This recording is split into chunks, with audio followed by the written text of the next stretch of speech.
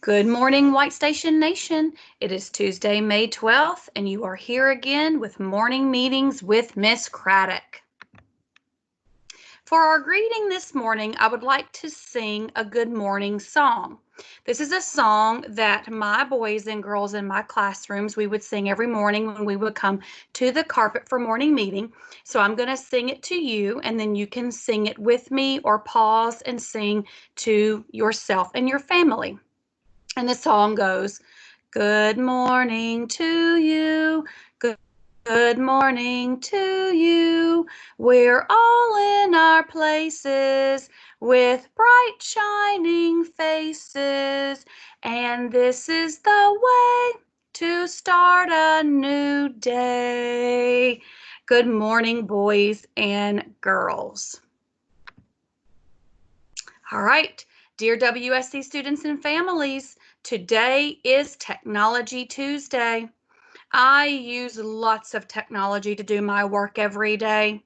Tell how you have used technology to complete your schoolwork while we've been out. Have you completed any iReady lessons and watched any lessons on our WSC YouTube channel? What are some other things that you have done at home? You can share all you have done with your family or share it with me at craddock@selk12.org.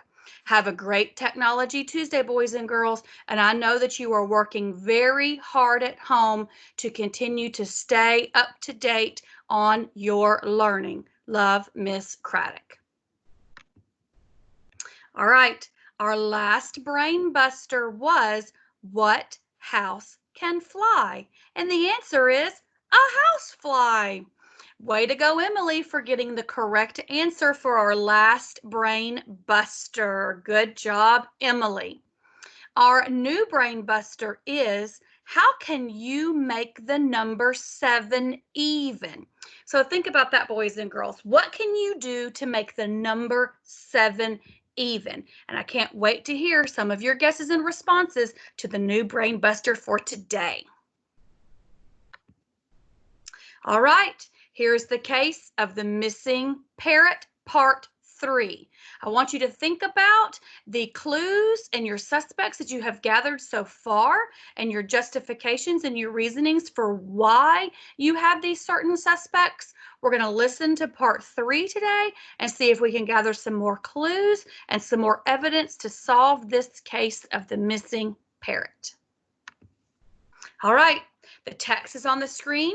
You can listen aloud, follow along with me, pause at any time, read it by yourself. You can go back into it and look for more clues when I'm finished reading. Detectives, this is your case. You can solve it however you would like. Here we go, the missing parrot, part 3. Jonathan was in shock as he turned to see who had grabbed him. It was the man by the tree he had seen earlier. Have you seen the bird? The man asked Jonathan. No, Jonathan answered, but my bird Nettie has gone missing. The man stared straight at Jonathan with a worried look in his eyes. Was it a colorful parrot? The man asked. Jonathan nodded his head but was confused. Where did you see the bird? He asked the man. It was jumping along the street, and when I reached down to grab it, it flew into this tree, the man replied, pointing up into the tree's high branches. Jonathan craned his head to try and spot anything colorful in the tree. He couldn't see anything, so he looked down the street. A couple of steps back towards his school, Jonathan spotted a single bird feather lying on the road. He walked towards it, ignoring the strange man that had now started climbing the tree. Jonathan reached down to pick the feather up and examined it closely. It was definitely Nettie's. A funny noise then suddenly came from a driveway behind him. Jonathan turned around quickly and caught a flash of blue behind some bushes. Jonathan raced towards it, tripping on the sidewalk as he ran. Just as he reached the bush, a person stood up from behind it with a huge smile on his face and Nettie in his hands. Matt! Jonathan yelled in shock and astonishment. Hey, Matt said with a smirk. Matt was Jonathan's best friend, who played practical jokes on him all the time. You have Nettie? Where did you get him? Jonathan asked, trying not to sound suspicious. Well, Matt answered, I found your bird on the street and I was going to sneak it into your bedroom to scare you. This didn't make sense to Jonathan. Nettie couldn't have gotten out himself. You just found it, did you? Jonathan inquired, shaking his head. Yeah, it flew down from that tree, Matt replied, but it had ice cream all over it. Suddenly, Jonathan knew exactly what had happened. Oh, so that was an interesting twist right there, boys and girls.